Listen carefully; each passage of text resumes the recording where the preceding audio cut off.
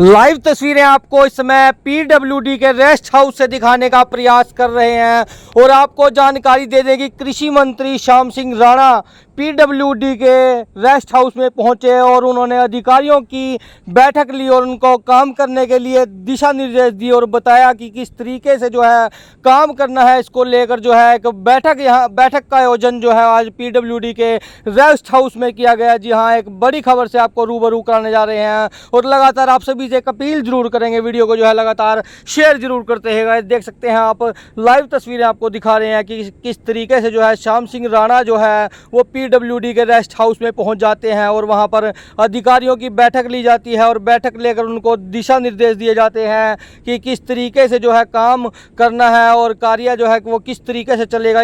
इसको लेकर जो है बैठक की गई। जी हाँ, एक बड़ी अपडेट आप लोगों को देने का प्रयास कर रहे हैं और आप सभी से अपील जरूर करेंगे, वीडियो को जो है लगातार शेयर जरूर करते रहिए। आगे भी आपको तस्वीरें दिखाते हैं और आइए एक बार बातचीत भी करने का प्रयास करते हैं कि क्या कहा श्याम सिंह राणा जी अधिकारियों की बैठक ली है, क्या विषय है और किस मुद्दे पे बात हुई है, किस प्रकार हरियाणा का विकास की वायदे की हैं और अधिकारियों ने अपनी जिम्मेदारी को बताया है। आज यहाँ तो यूरिया खाद के लिए बुलाए थे कुछ अधिकारी, वो उन्होंने रिपोर्ट दी है, ट्रेन आ गई और खाद हमने सोसाइटियों में पहुँचा दिया। पूरे यमुनानगर की जितने भी वो बड़ी सोसाइटी है वहाँ खाद जा गई। खाद की समस्या पहले तो डीएपी की थी वो सॉल्व हो गई, फिर यूरिया की थी वो भी सॉल्व हो गई। अब ट्रेन फिर आएगी, जो आगे जरूरत पड़ेगी वो भी खाद पूरा मिलेगी। दूसरा, हमारे यहाँ जो डेवलपमेंट के काम है पंचायत के, जो पैसा सरकार की तरफ से आता है वो पैसा हमने टेंडर करके बिना टेंडर के लिए 21 लाख से कम पैसा जो बिना टेंडर के है वो पैसा जो है वो लग जाए ताकि उसकी यूज हो जाए पैसा, वो दोबारा फिर कुछ पैसा जो है दोबारा फिर आएगा। अधिकारियों से अनुरोध किया भाई ये काम शुरू करा, तो काम शुरू हो जाएंगे तो पैसा लगेगा, दोबारा पैसा फिर आएगा। दूसरा, हमने कल मच्छी पालन वाले अधिकारियों से भी बुलाए थे। कल हम कुछ तालाबों में मच्छी पालन का बीज जो है वो यमुनानगर जिले में जहाँ पर तालाब है ऑटोमेटिक खनन से जो तालाब बन के कोई और भी किसी किस्म का तालाब होगा वो सबको सर्वे करेंगे। सर्वे करके सारा रिकॉर्ड इकट्ठा करके सब में मच्छी पालन भी करेंगे ताकि किसानों की आमदन बढ़े। जिसका तालाब हो वो तालाब उसी का रहेगा और मच्छी पालन का जो पैसा आएगा वो भी उसके पास है। सरकार तो मदद करेगी। और कुछ हमने कावड़ की जो कावड़ी आएंगे अब 10-11 तारीख से शुरू हो जाएगा, तो उनकी कोई सड़कों की व्यवस्था जो है वो ठीक रहे, कच्चे रास्ते भी ठीक रहे, साथ बड़े खड्डे ना हो सड़कों के, सुरक्षा की दृष्टि से अधिकारियों से बात की। और इसी तरह से हमने और भी जो काम है, कोई पेंशन का काम है किसी बुजुर्गों का, उनसे बात की पेंडिंग नहीं होना चाहिए। ये काम एक हफ्ता गुड गवर्नेंस का अपने यहाँ चलाएंगे। भाई एक हफ्ते में जो भी डिपार्टमेंट है उनके जो पेंडिंग काम है वो एक हफ्ता लगा के उसको पूरा कर देंगे और फिर उनकी रिपोर्ट मांग लेंगे कि किसी का कोई पेंडिंग काम तो नहीं है। पेंडिंग कामों को हम सबको निपटारा करेंगे। और चंडीगढ़ भी मैंने अधिकारियों से बात की थी कि हम एक हफ्ता लगा के पेंडिंग कामों का निपटारा करें ताकि जनता का कोई काम जो इतने पीछे से जो पड़ा है वो निकल जाए। ऐसे ऐसे करके बैठ के बुलाते रहते हैं और बातचीत करते रहते हैं। समय समय पे महीने में 1.5 महीने में बातचीत करते हैं और अधिकारियों से थोड़े जो शासन ठीक चले, प्रशासन ठीक चले, कानून व्यवस्था ठीक चले, यही काम।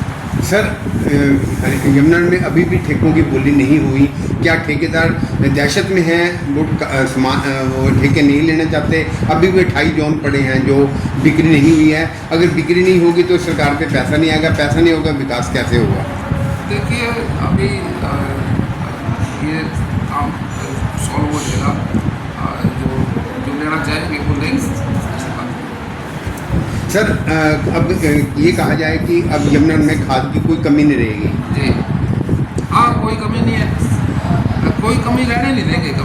कमी है भी नहीं है और आगे आएगी भी नहीं। सर, लोगों की समस्याओं के लिए कुछ जनता दरबार भी लगाओगे? देखिए अभी चौमासा है, ये बारिशों का सीजन है।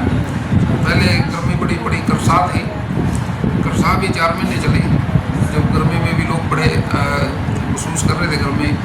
अब ये 4 महीने बारिश के हैं। बारिश में अभी बारिश में जहाँ कहीं डूंगा पानी है वहाँ पर रुक जाता है, मतलब निकासी ठीक रहे। बारिशों में बारिश के बगैर काम नहीं चलता, क्योंकि बारिश होगी तो पेड़ पौधे हरे होंगे, तो किसान की फसल अच्छी होगी।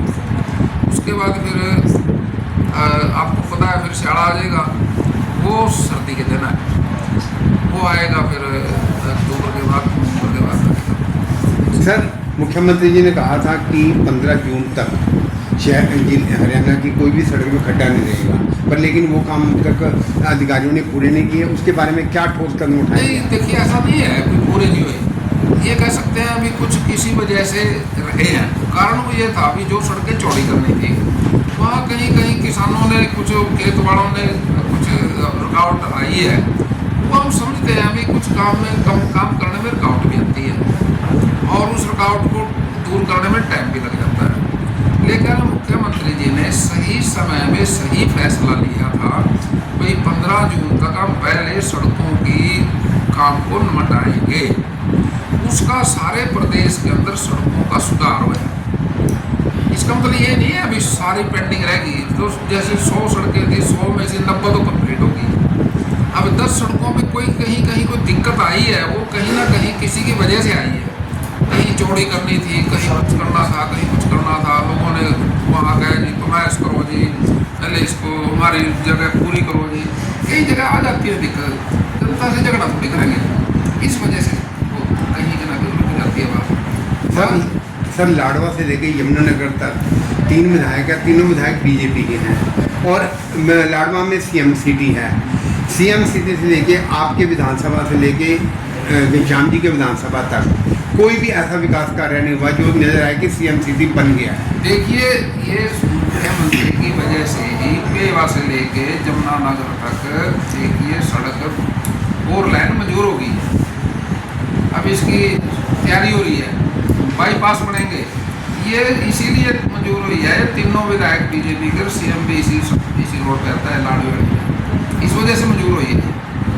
ये सारा काम रोक जाएगा इसका। तो इसके अलावा कोई और बड़ा प्रोजेक्ट दौर के लिए ला रहे हो आप? देखिए प्रोजेक्ट तो बड़ा छोटा चलते रहते हैं। अब हमारे यहाँ हर तरह से डेवलपमेंट होगी, एग्रीकल्चर की